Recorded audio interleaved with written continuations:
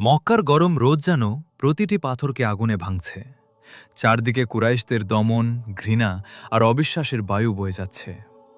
কিন্তু এই শহরের মধ্যে একজন মানুষ ছিলেন যার হৃদয় দৃঢ়তা এবং ন্যায়বিচারের জন্য পরিচিত, হজরত উমর ইবনুল খত্তাব রাদিয়াল্লাহু আনহু। উমর তখন কুরাইশদের অন্যতম শক্তিশালী ও প্রভাবশালী ব্যক্তি।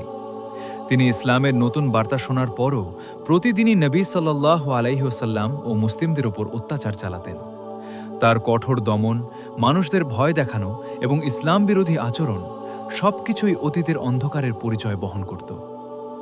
একদিন রাতে যখন উমর নিজের ঘরে বসেছিলেন, তিনি এমন একটি পরিকল্পনা করলেন যা মুসলিমদের জন্য প্রাণঘাতী হতে পারে। তিনি খেয়াল করলেন ইসলামের বার্তা কতটা দ্রুত ছড়াচ্ছে এবং তার কষ্ট সহ্য হচ্ছে না। তিনি নিজের হাতে মুহাম্মদ সাল্লাল্লাহু আলাইহি ওয়াসাল্লামের অনুসারীদের প্রাণ নেওয়ার পরিকল্পনা করলেন। উমর রাস্তায় বের হলেন, চোখে অগ্নি, হৃদয়ে হিংসা। কিন্তু ঠিক তখনই যেন আল্লাহর রহমত তার অন্তরে নেমে এলো।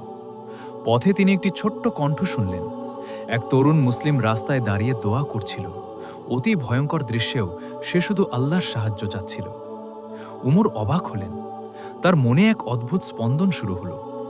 কেন এই মানুষ এত সাহসী? কেন সে ভয় পায় না? এই প্রশ্নের উত্তরে তার অন্তরে আল্লাহর হুকুম ধীরে ধীরে আলো দেখাতে শুরু করল। পরের দিন উমর নিজের ঘরে বসে ভাবলেন, তিনি কি সত্যিই মুসলিমদের বিরুদ্ধে সঠিক কাজ করছেন? কেন তার হৃদয় বারবার অস্থির হচ্ছে? তার বোনের কাছ থেকে তিনি শুনেছিলেন নবী সাল্লাল্লাহু আলাইহি ওয়াসাল্লামের কথার কিছু অংশ। উমরের মনে হয়, যদি আল্লাহ সত্যিই এক এবং মহান, তাহলে কি তিনি এত নির্দয় হতে পারেন? শেষ পর্যন্ত সেই অন্ধকার হৃদয় আলোর পথে চলতে শুরু করল। তিনি ইসলামের পথে ফিরে এলেন। মক্কার রাস্তায়, যেখানে এক সময় তিনি মুসলিমদের উপর অত্যাচার চালাতেন, এখন তিনি সাহসিকতার সাথে মুসলিমদের